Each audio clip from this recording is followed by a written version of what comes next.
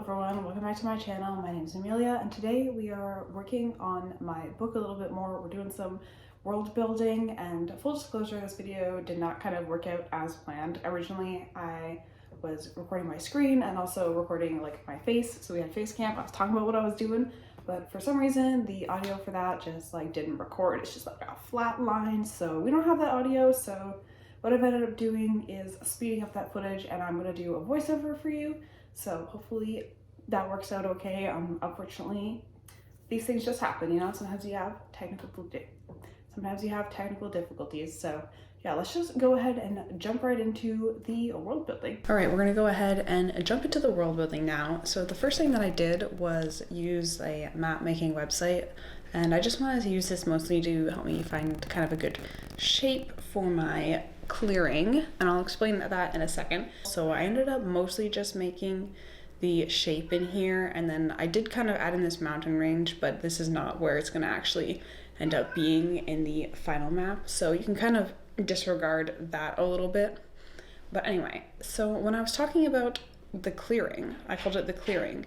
So the idea for this kind of world is that instead of it being a continent or island surrounded by ocean, it is a clearing in like the Great Forest, and the idea kind of being that the ground sort of like slopes away from the clearing as if it was like an ocean going down into the earth, but instead of being filled with water, it is filled with a forest, and the top line of the forest would kind of stay even, so the trees would just get taller and taller to maintain this top line.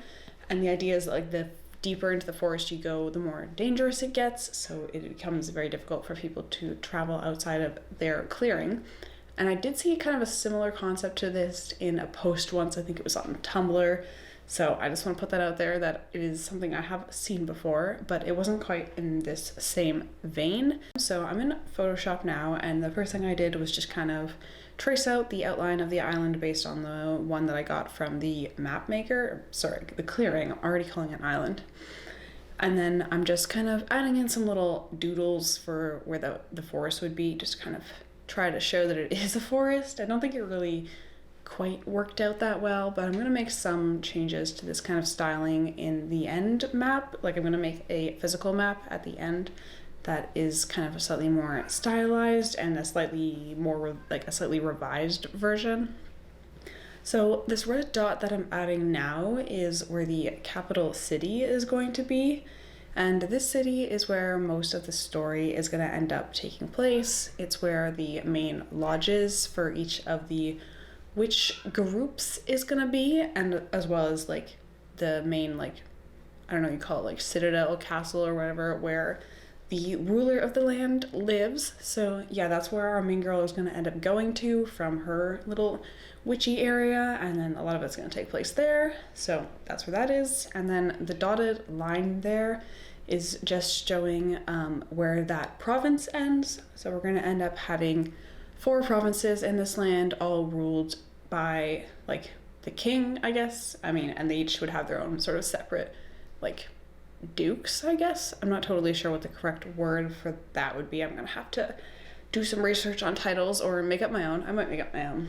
But anyway, here I am doing the mountain range, and as you can see, it's more range-like than the original kind of thing that I did in that map builder, because I feel like it's more realistic for mountains to be kind of like a line, kind of more like longer than they are wide, I guess. So yeah, we've got the mountains, we've got some foothills, and then that line through the middle of the mountains is where like a mountain pass would kind of be. So the main like route through the mountains if you don't want to go around them. And then I'm going in and adding some rivers. I'm gonna have a couple that are sort of flowing down from the mountains, although some of these rivers are gonna end up changing in my final version, because I did sort of learn a little bit about how rivers are supposed to flow. Apparently they rarely split like that one at the bottom, and it's usually just like them coming together. That little bubble kind of on the bottom river near the mountains is supposed to be kind of where a delta would be. So that's what that is supposed to be, by the way. And then as you can see, I'm kind of adding in some more red dots, and those are going to be the capital cities of each province. I didn't bother to add in any of the like smaller towns or cities. I might do that a little bit later, but for now I just kind of wanted to establish where the main like landmarks are, so like the biggest rivers and like the biggest cities. And as you can see now, I'm adding a little bit of a forest in, so yeah, just kind of like the main features. And then I might make a larger, more detailed map at some point, which also includes some more of the villages, streams, kind of that kind of deal. But as you can see with the cities, I am mostly placing them along rivers, and this is just because in terms of medieval cities especially, you're usually going to find cities along some sort of waterway, just because, well, A, it provides water, but also it makes for easy transport of things. So that's the reason for that. And then I'm adding a few more sort of details in now. Kind of had the idea that like left center portion of the clearing would kind of be like a hilly sort of grassland area, although I kind of think that the little doodles that I did trying to show grass kind of makes it look more like marsh, which is not totally what I was going for. The sort of area by the delta is kind of supposed to be the marshy area, although I do end up changing that a little bit later in the final map because I decided that wasn't quite the right spot. I was thinking it might end up being more rocky in that area. And then that little moon and star that I've just added is meant to represent where the witches, the night witches like sort of hideout camp is, where they go after it becomes permaday. So that's where they're going to be. And then that line that I'm drawing there is kind of meant to represent the main quest sort of path. So our main girl is gonna start at that kind of moon area. She goes to the capital and then they go on another quest. And then I'm just kind of trying to brainstorm like what sort of things the people who live in each city might kind of do for jobs, what they might be sort of known for. So for the capital city, they're like right on the edge of the forest, so they have a lot of easy access to lumber, hunting and trapping, so food. And I kind of had the idea that there are like that's some sort of like spider or bug or something in the forest that produces a lot of silk, so I kind of like the idea that they might be farming that in the forest somehow. And then for our lake people, obviously they're going to be into fishing because that's going to be an easy food source for them. And then in the kind of more plains area, I was thinking sort of wool and kind of clothing, maybe rugs, because they've got a lot of access to hills, and I feel like sheep like hills. Maybe that's not correct, but I don't know. And then in the southern province, I was thinking mining, kind of smithing, because they've got a waterway coming straight out of the mountains, and they might do a lot of mining. And then I added a few more things to the lake people. I was kind of thinking that that city has been around for a really long time, like longer than the other cities, even the capital city, and so they might have an interest in learning and history because they've been around a long time. They're pretty established, that they might have like a university. And then just adding a few more things in the green that's more to do with like the sort of what the people there are kind of like.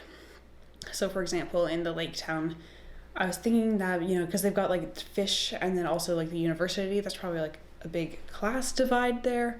So the upper class can be kind of snobbish, but the people who live there are very determined and strong-willed. And then for the people by the forest, one of the things I was kind of thinking is that they would be like really superstitious, because obviously the deeper you go into the forest, a lot of like dangerous things happen, so, or like exist. So they might be quite superstitious about like keeping the sort of demons of the forest at bay.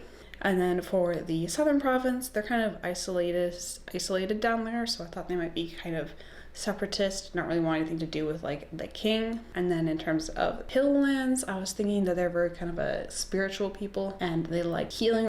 But yeah, that is kind of the basics of the world that I've got so far. I still obviously have quite a bit of work to do in the development of the world, sort of refine things a bit more. But I'm gonna go ahead and wrap this up here and let you enjoy the sketch of the final map.